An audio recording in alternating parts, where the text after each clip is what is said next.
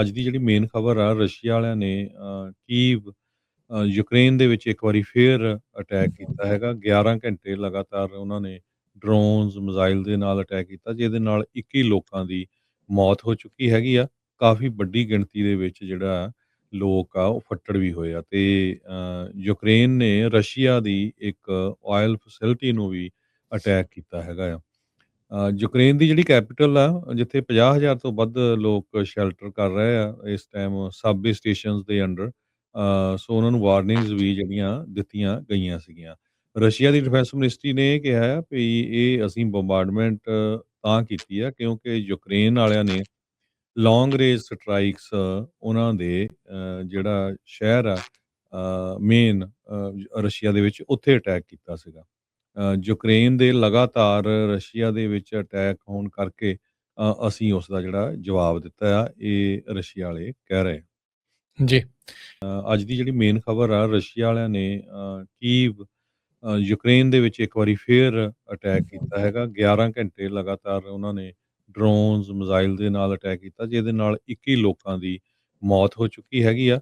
ਕਾਫੀ ਵੱਡੀ ਗਿਣਤੀ ਦੇ ਵਿੱਚ ਜਿਹੜਾ ਲੋਕ ਆ ਉਹ ਫੱਟੜ ਵੀ ਹੋਏ ਆ ਤੇ ਯੂਕਰੇਨ ਨੇ ਰਸ਼ੀਆ ਦੀ ਇੱਕ ਆਇਲ ਫੈਸਿਲਿਟੀ ਨੂੰ ਵੀ ਅਟੈਕ ਕੀਤਾ ਹੈਗਾ ਆ। ਯੂਕਰੇਨ ਦੀ ਜਿਹੜੀ ਕੈਪੀਟਲ ਆ, ਜਿੱਥੇ 50,000 ਤੋਂ ਵੱਧ ਲੋਕ ਸ਼ੈਲਟਰ ਕਰ ਰਹੇ ਆ ਇਸ ਟਾਈਮ ਸਬਵੇ ਸਟੇਸ਼ਨਸ ਦੇ ਅੰਡਰ। ਸੋ ਉਹਨਾਂ ਨੂੰ ਵਾਰਨਿੰਗਸ ਵੀ ਜਿਹੜੀਆਂ ਦਿੱਤੀਆਂ ਗਈਆਂ ਸੀਗੀਆਂ। ਰਸ਼ੀਆ ਦੀ ਡਿਫੈਂਸ ਮਿਨਿਸਟਰੀ ਨੇ ਇਹ ਕਿਹਾ ਆ ਵੀ ਇਹ ਅਸੀਂ ਬੰਬਾਰਡਮੈਂਟ ਤਾਂ ਕੀਤੀ ਆ ਕਿਉਂਕਿ ਯੂਕਰੇਨ ਵਾਲਿਆਂ ਨੇ ਲੌਂਗ ਰੇਂਜ ਸਟਰਾਈਕਸ ਉਹਨਾਂ ਦੇ ਜਿਹੜਾ ਸ਼ਹਿਰ ਆ ਮੇਨ ਰਸ਼ੀਆ ਦੇ ਵਿੱਚ, ਉੱਥੇ ਅਟੈਕ ਕੀਤਾ ਸੀਗਾ। ਯੂਕਰੇਨ ਦੇ ਲਗਾਤਾਰ ਰਸ਼ੀਆ ਦੇ ਵਿੱਚ ਅਟੈਕ ਹੋਣ ਕਰਕੇ ਅਸੀਂ ਉਸ ਦਾ ਜਿਹੜਾ ਜਵਾਬ ਦਿੱਤਾ ਆ, ਇਹ ਰਸ਼ੀਆ ਵਾਲੇ ਕਹਿ ਰਹੇ। ਜੀ। ਅੱਜ ਦੀ ਜਿਹੜੀ ਮੇਨ ਖਬਰ ਆ ਰਸ਼ੀਆ ਵਾਲਿਆਂ ਨੇ ਕੀਵ ਯੂਕਰੇਨ ਦੇ ਵਿੱਚ ਇੱਕ ਵਾਰੀ ਫੇਰ ਅਟੈਕ ਕੀਤਾ ਹੈਗਾ। 11 ਘੰਟੇ ਲਗਾਤਾਰ ਉਹਨਾਂ ਨੇ ਡਰੋਨਸ, ਮਿਜ਼ਾਈਲ ਦੇ ਨਾਲ ਅਟੈਕ ਕੀਤਾ, ਜਿਹਦੇ ਨਾਲ 21 ਲੋਕਾਂ ਦੀ ਮੌਤ ਹੋ ਚੁੱਕੀ ਹੈਗੀ ਆ। ਕਾਫੀ ਵੱਡੀ ਗਿਣਤੀ ਦੇ ਵਿੱਚ ਜਿਹੜਾ ਲੋਕ ਆ ਉਹ ਫੱਟੜ ਵੀ ਹੋਏ ਆ ਤੇ ਯੂਕਰੇਨ ਨੇ ਰਸ਼ੀਆ ਦੀ ਇੱਕ ਆਇਲ ਫੈਸਿਲਿਟੀ ਨੂੰ ਵੀ ਅਟੈਕ ਕੀਤਾ ਹੈਗਾ ਆ। ਯੂਕਰੇਨ ਦੀ ਜਿਹੜੀ ਕੈਪੀਟਲ ਆ, ਜਿੱਥੇ 50,000 ਤੋਂ ਵੱਧ ਲੋਕ ਸ਼ੈਲਟਰ ਕਰ ਰਹੇ ਆ ਇਸ ਟਾਈਮ ਸਬਵੇ ਸਟੇਸ਼ਨਸ ਦੇ ਅੰਡਰ।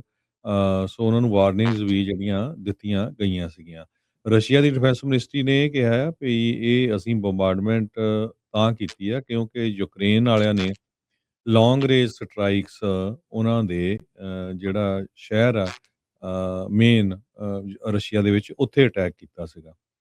ਯੂਕਰੇਨ ਦੇ ਲਗਾਤਾਰ ਰਸ਼ੀਆ ਦੇ ਵਿੱਚ ਅਟੈਕ ਹੋਣ ਕਰਕੇ ਅਸੀਂ ਉਸ ਦਾ ਜਿਹੜਾ ਜਵਾਬ ਦਿੱਤਾ ਆ, ਇਹ ਰਸ਼ੀਆ ਵਾਲੇ ਕਹਿ ਰਹੇ।